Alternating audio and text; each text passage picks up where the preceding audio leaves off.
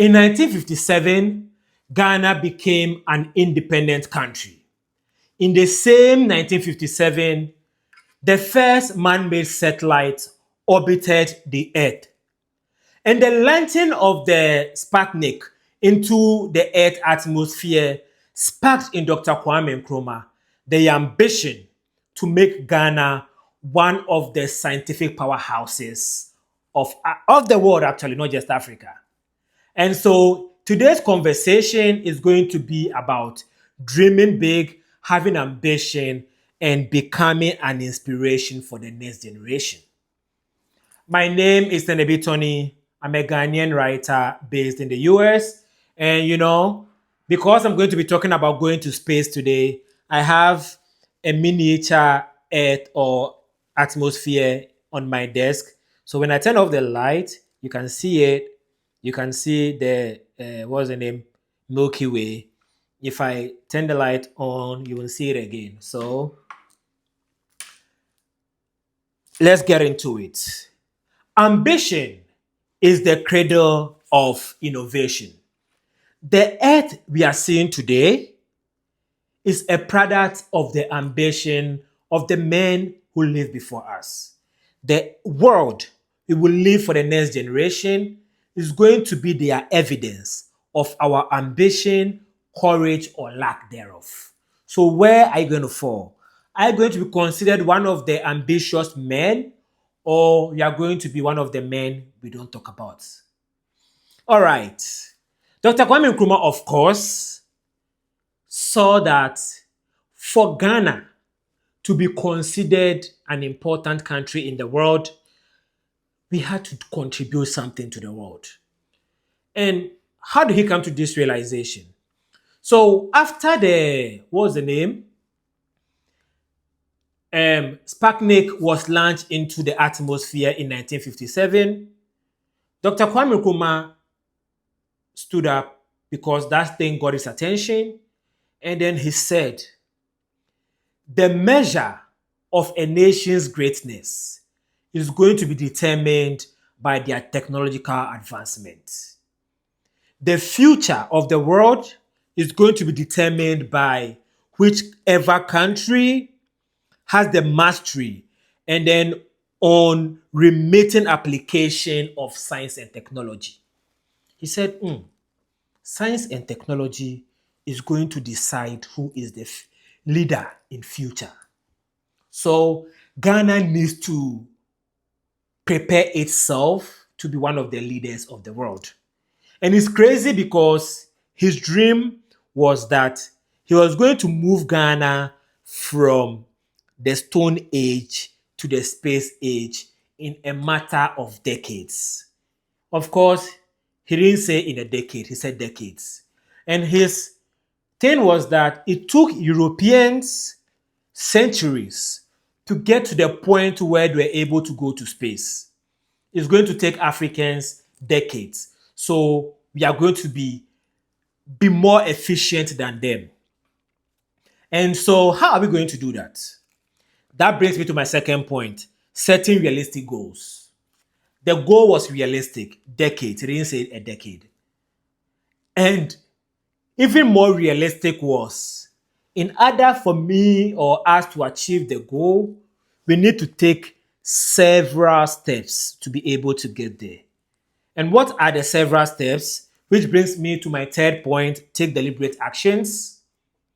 The several steps were: number one, he had already set up the College of Science and Technology. So he turned it to the University of Science and Technology, later to be known as the Kwame Nkrumah University of Science and Technology, which were supposed to teach people to become scientists and engineers. But even bigger than that, he set up the Ghana Academy of Sciences. And the entire job of the Ghana Academy of Sciences was to create researches that will solve the problems of Ghana. So was they supposed to use science to solve the problems of Ghana and advise the government on Ghana on how to make Ghana a science-conscious country. So in order for us to be able to achieve the dream of going to space, we need Ghanaians to buy into that dream.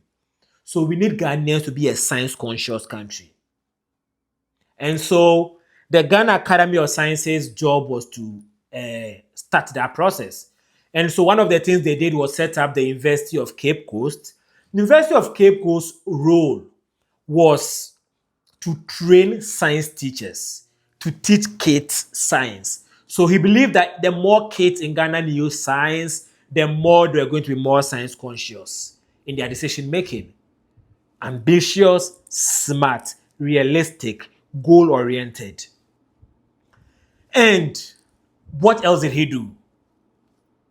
We had what he called the Ghana Air Force. So at this point, Ghana had the Ghana Navy and the Ghana Army, which were some things we had inherited from the British. But Kwame Nkrumah set up the Ghana Air Force. And he brought teachers from Israel to come and teach Ghanaian soldiers how to fly planes. So he set up the flying training school, and we had an instructor from Israel to come and teach Ghanaians flying planes. And he brought in another Air Force commander from India to be the commander of the Ghana Air Staff.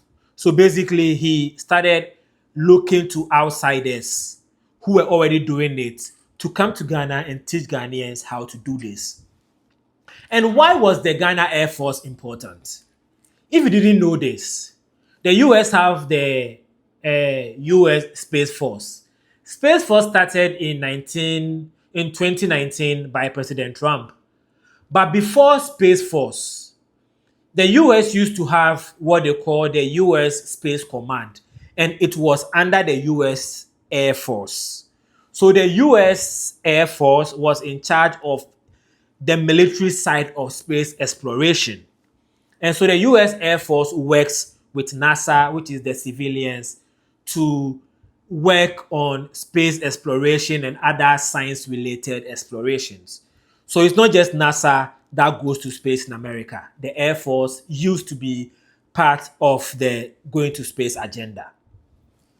And so the military aspect of going to space was what Ghana Air Force was aiming at doing. But in the meantime, they were even using science to do even more crazy things in Ghana. At some point, when Nkrumah was president, so in the 1960s, the Ghana Air Force was using helicopters to spray mosquito spray into the atmosphere as a way of preventing malaria. So at this point in the 1960s, Ghana was so advanced that we were spraying mosquito spray into the atmosphere. So every president from Nkrumah till date will make big deals about how we are using, I think it was the last president, who we are using helicopter to deliver medical medicine and all that.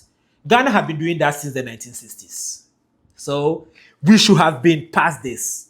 It shouldn't have been something we are celebrating today. But here we are. And the Ghana Airways. So I said the Air Force would be in charge of the military side of things. And even aside the military, we had the Aviation gliding school, which I will battle with the military because the military was in charge of the training of pilots. But the Ghana Airways, because if you are going to go to space, we need money.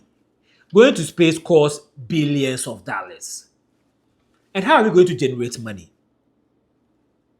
We are going to generate money by flying around the world and learning how people are doing things while also getting paid for it.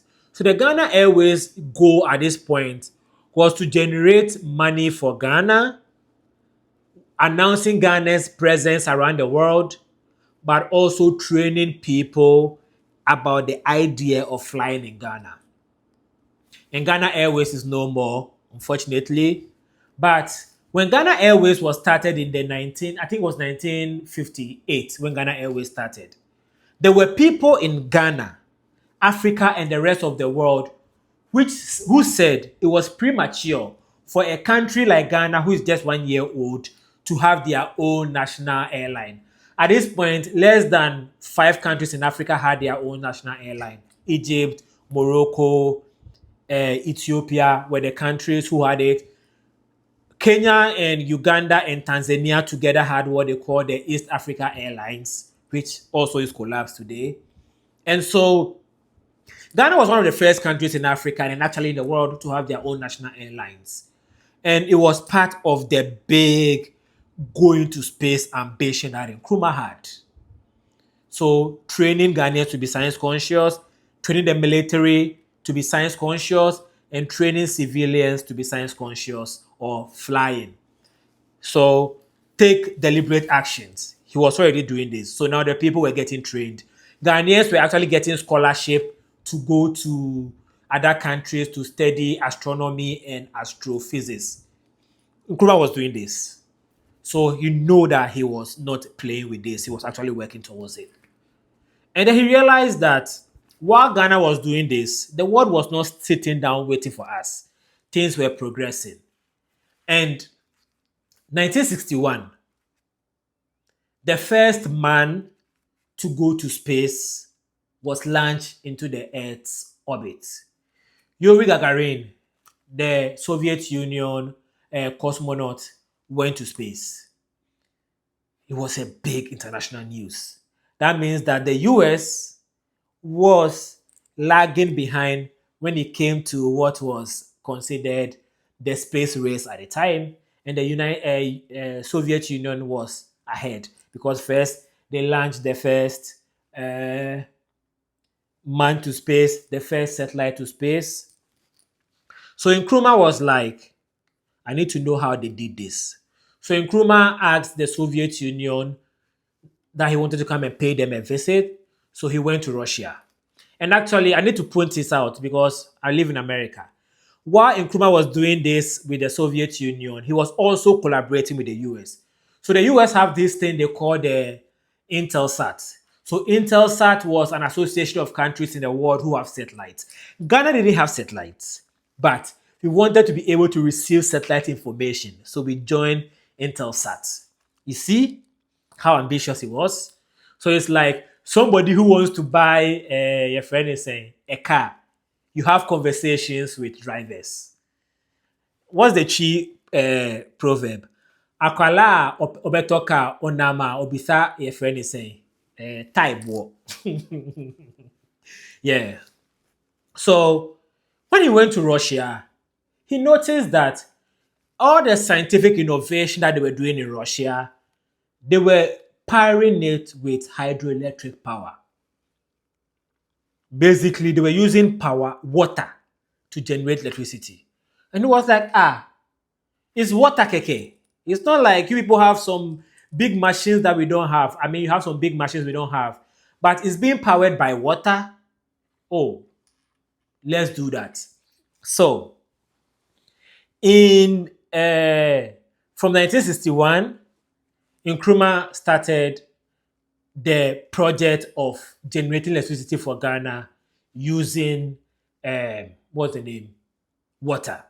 And next week, I'm going to have a different video on how the Volta River Authority or the Akosombo Dam came to be. And I'll have a separate video because that is a whole different fascinating conversation. So subscribe to this channel so that you can receive the notification when I upload that video next week, Friday.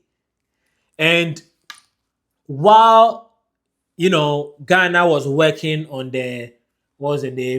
power generation, we set up the Lake Volta, which at that point was the biggest man-made lake in the world. So in the 1960s, I don't remember the exact year, when the Volta Lake was created, it was the biggest man-made lake in the world. And it was the biggest man lake in the world for a very long time. And I think it's still one of the top 3 biggest man-made lakes in the world. So the ambition was so big that we created the biggest man-made lake in the world. And that led to the creation of the Akosombo Dam, because the Akosombo Dam was created from the Volta Lake. The Volta Lake was created from the Volta River. The Akosombo Dam was created from the Volta Lake. And then the Akosombo Dam powers the whole Ghana electricity. So the Akosombo Dam is supposed to create electricity for the industries because Kwame Nkrumah had ambitions of creating more industries in Ghana, but also prepare us for our future ambition of going to space. So a country of 4 million, we were generating electricity which was bigger than just the country. You know, at some point we were exporting this electricity to other countries. You know that. And then he also learned in Russia that they were also generating electricity with gas, aka nuclear. So that is why he set up the Ghana Atomic Energy Commission to use nuclear energy to generate more and more electricity for Ghana. So we had the Akosombo Dam, which at this point was generating electricity, which was more than we needed. And he also kept working to even generate more power. That should tell you where he was trying to get into. But the Ghana Atomic Energy was created in 1965. February 24, 1966, Nkrumah was overthrown. The next president or the next leaders of Ghana, they didn't care about his scientific ambitions, and so on and so forth. And I'll add this. Countries like Japan, India, China were thinking like Nkrumah. Egypt, South Africa. These countries also saw that scientific and technological advancement is going to determine the countries or their country's greatness around the world. So they zoomed in on using science and technology to solve problems. And today we have Japan cars, we have Chinese everything, we have Indians software engineers, we have Egypt have some of the biggest tech companies in the world. South Africa have some of the biggest media and tech companies in the world because they zoomed in on technological advancement.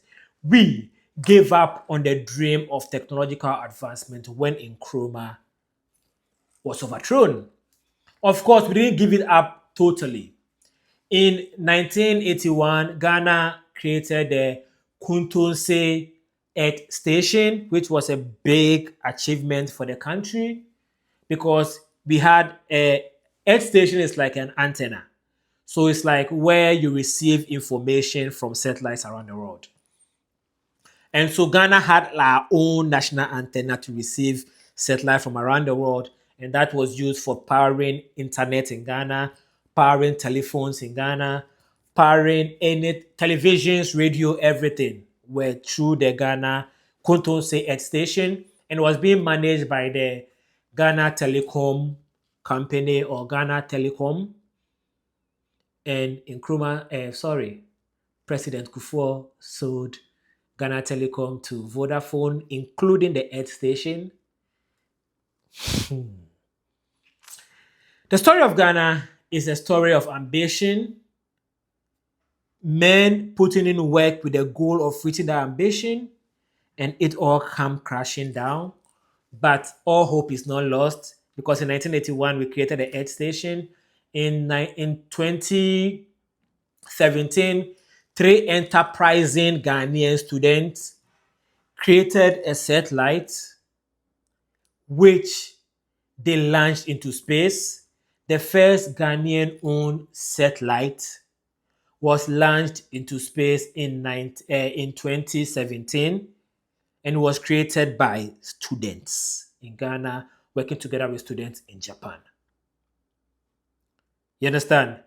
So while our leaders may have failed our scientific ambitions, the young men and women of Ghana are still enterprising.